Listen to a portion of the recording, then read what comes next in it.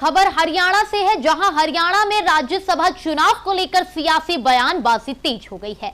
इस दौरान अंबाला से कांग्रेस सांसद वरुण चौधरी ने भाजपा पर लोकतंत्र को कमजोर करने का आरोप लगाया है। यमुनानगर में कांग्रेस नेता गुरदयाल पुरी के निवास पर मीडिया से बातचीत करते हुए वरुण चौधरी ने कहा कि राज्यसभा की 2 सीटों पर चुनाव होना है और दोनों प्रमुख दलों का एक-एक उम्मीदवार आसानी से जीत सकता है, लेकिन भाजपा ने एक और उम्मीदवार खड़ा कर दिया है, जिससे राजनीतिक माहौल गर्मा गया है। देखिए हरियाणा से यह हमारी खास रिपोर्ट। आई है, शुभकामनाएं हैं पूरे हरियाणा से भी।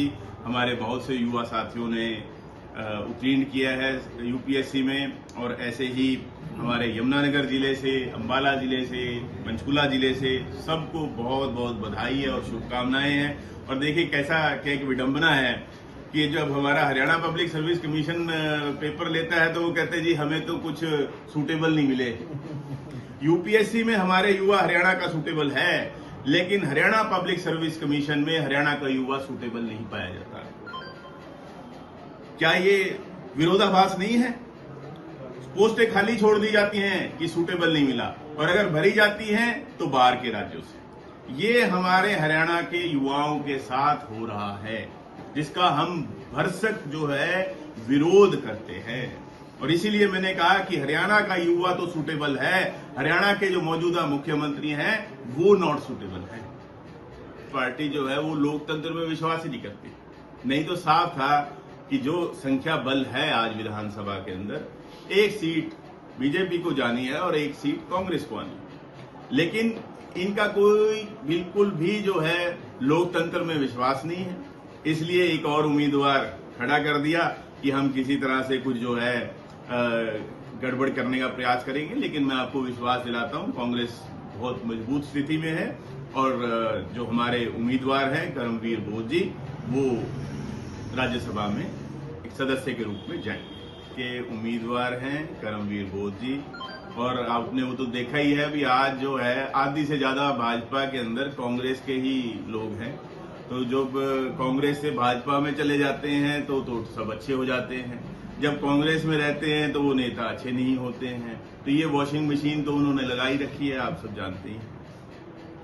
तो डायरेक्ट जो हम कर सकते हैं एमपी लैड्स के माध्यम से, सांसद निधि के माध्यम से, तो 9 करोड़ 80 लाख पिछले समझो 2 सालों में जो है उसके जो हम दे सकते थे काम लिख के, वो हमने दे दिए। और मेरा प्रयास रहता है कि हर विधानसभा में बराबरी के हिसाब से काम हो। ऐसा ना हो कि भी एक विधानसभा में ज्यादा पैसे लग गए और दूसरी में कम लग गए। और इसके लिए हम बार बार लोकसभा के अंदर और आवाज उठाते रहते हैं कि इसको बढ़ाया जाए।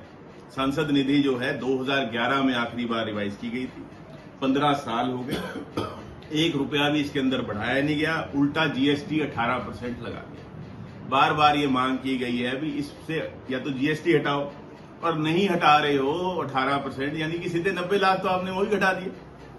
15 साल बाद 1 रुपया बढ़ाना तो क्या था, अभी मजदूरी भी बढ़ी होगी, सीमेंट का रेट भी बढ़ा होगा, ईंट भी महंगी हुई होगी, सरिया भी महंगा हुआ होगा 15 सालों में, लेकिन 1 रुपया भी इस भाजपा की सरकार ने नहीं बढ़ाया। इसको बढ़ाना चाहिए और इससे जीएसटी को हटाना चाहिए, जिससे कि जो जनता की उपेक्षाएं हैं, उम्मीदें हैं, वो पूरी हों। हमारी कितनी बड़ी मांग थी रेलवे लाइन कि यमुनानगर से चंडीगढ़ वाया नारायणगढ़ एक रेलवे लाइन बने।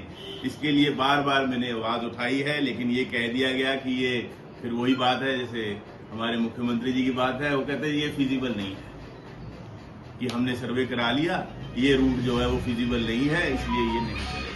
भाई बाकी सब फिजिबल हैं, लेकिन हमारा ये जो इतना महत्वपूर्ण काम है ये फिजिबल नहीं।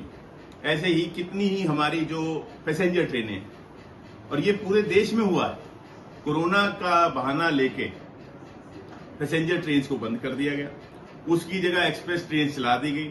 जो गरीब आदमी, देश का प्रदेश का आम आदमी ट्रेन में बैठता था, ये सपने तो दिखाते थे भी हवाई चप्पल वाला हवाई जहाज में बैठेगा, इन्होंने तो ट्रेनों से भी उतार दिया, ट्रेनों से भी उतार दिया, ट्रेनें बंद कर दी गई। बार बार हम मांग करते हैं कि भाई जो पैसेंजर ट्रेन पहले चलती थी उनको फिर से चलाया जाए, लेकिन वो कहते हैं कि नहीं जी फिजिबिलिटी के हिसाब से चल रही हैं और ये रहेगा, सुनने को तैयार नहीं। देखिए सत्र है, चाहे वो विधानसभा का है चाहे लोकसभा का है, इसीलिए बुलाया जाता है कि चर्चा हो। लेकिन ये सरकार कहीं ना कहीं चर्चा से भी भागती है, चर्चा करने में विश्वास नहीं रखती है। जी देखिए, चाहे वो हमारी अम्बाला लोकसभा है और चाहे वो हमारा पूरा हरियाणा प्रदेश है, जो आज के जो ज्वलंत मुद्दे हैं, पहले तो लॉ एंड ऑर्डर ही है, कानून व्यवस्था। कानून व्यवस्था ही ठीक नहीं है तो पूंजी कहां से आएगी, कौन लगाएगा? इंडस्ट्री हरियाणा से छोड़कर बाहर गई है, चाहे वो हमारी प्लाईवुड लगा लीजिए, चाहे वो हमारी पोल्ट्री लगा लीजिए, किसी भी इंडस्ट्री का आप नाम लीजिए।